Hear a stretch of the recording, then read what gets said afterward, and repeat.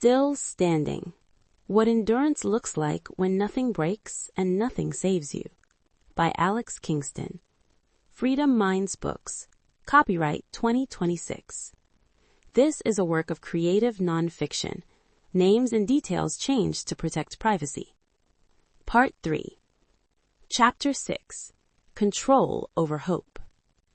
By the early 2020s, rumors traveled faster than facts. Emails arrived of subject lines designed to calm and accomplish the opposite. Meetings multiplied. Phrases like uncertain climates and market adjustment became acceptable substitutes for truth. I watched people respond the way people always do when uncertainty spikes. Panic applications, networking frenzies, loud optimism deployed like armor. That reflex had lived in me once too. The belief that hope, if expressed forcefully enough, could bend outcomes. This time, I did something else. I stopped waiting for reassurance and started building buffers. Mornings became non-negotiable. Same wake time, same order of tasks.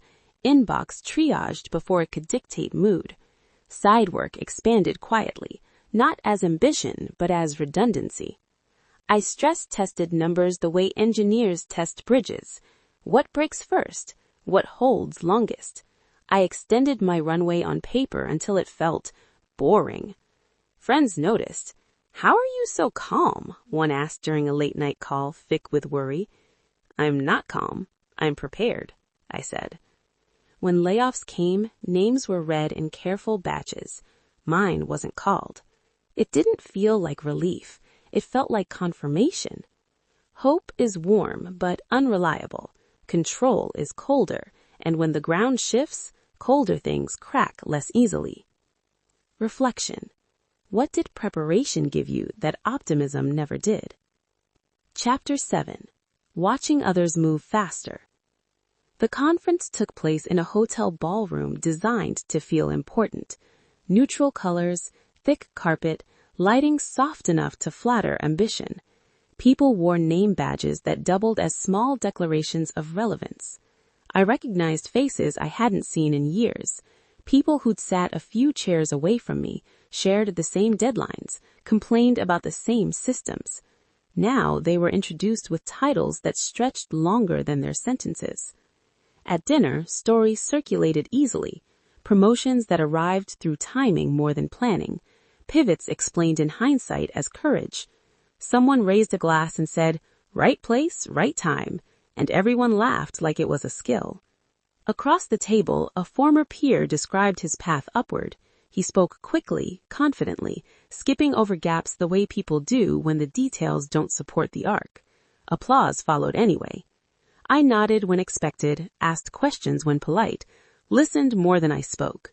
My own updates were brief. Work steady, projects ongoing, no changes worth announcing. No one pushed for more. Watching others move faster didn't stir envy so much as curiosity.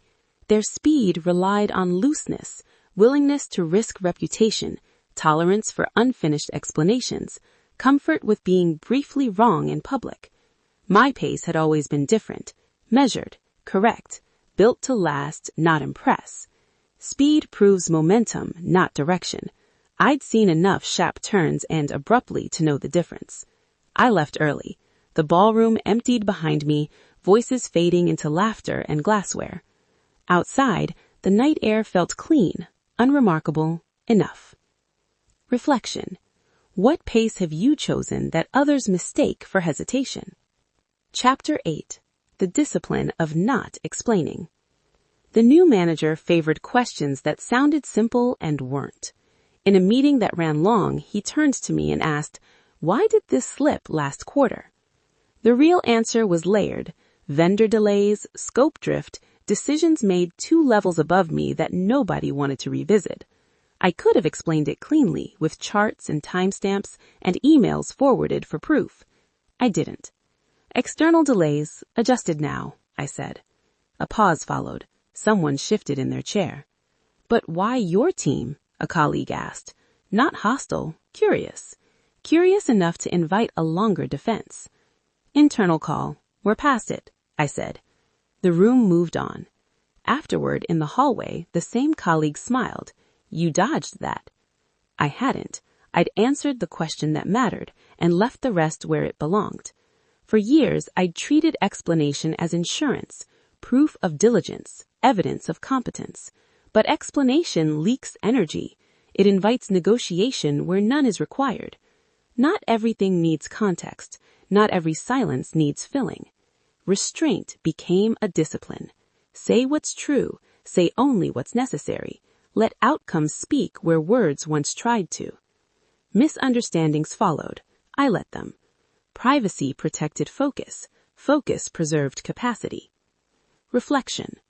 What would change if you stopped narrating your competence? Chapter 9. Still building. The work didn't transform. It accumulated. Same desk, same tools, familiar problems resurfacing in new clothes. Monday mornings remained predictable. Calls at 9, reviews by noon, check-ins spaced through the afternoon. No spotlight arrived to announce progress. No marker appeared to suggest completion. And still, things grew. Skills sharpened through repetition. New tools learned quietly in the evenings. Writing done without audience. Relationships maintained without urgency. Nothing dramatic, nothing finished. People asked occasionally, "What's next for you?" I learned to answer without defensiveness. I'd say this, or still working. Continuation isn't passive, it's chosen daily against distraction, against the promise of reinvention as escape. The work stayed unfinished. My capacity stayed intact. That was enough to keep going. Reflection. What are you building that doesn't need witnesses? Chapter 10. What didn't collapse. When I finally took inventory, I didn't look for wins. I looked for absences. No financial fail-fall, no burned bridges, no years lost to bitterness or chaos. Relationships thinned and thickened naturally without rupture. Family ties held. Friendships survived long gaps without resentment. My mind stayed workable, curious, able to concentrate. Sleep came regularly. Books stacked and emptied. Pages written and set aside. My body carried what I asked of it. Strength increased slowly. Endurance stayed reliable. Many lives fail quietly, not in spectacle, but in erosion. Discipline loosens, trust decays. Obligations pile up until collapse feels inevitable. Mine didn't. Nothing heroic prevented it. Just attention, restraint, the habit of not letting small things slide until they became larger ones. Stability is not the absence of struggle. It is the result of managing it before it announces itself. I closed the ledger without ceremony. Reflection. What survived in your life because you stayed present long enough to notice? Final reflection. Still standing. No advice follows this. No formula waits at the end. Most stories demand resolution, arrival, redemption, proof that the effort meant something extraordinary. This one doesn't. Endurance is unremarkable from the outside. It looks like competence, like routine, like someone who doesn't need saving. You carry what needs carrying. You steady what leans. You continue when attention moves elsewhere. No one applauds. No one intervenes. Nothing breaks. The achievement lives in continuation. I'm still standing, and that matters more than I thought.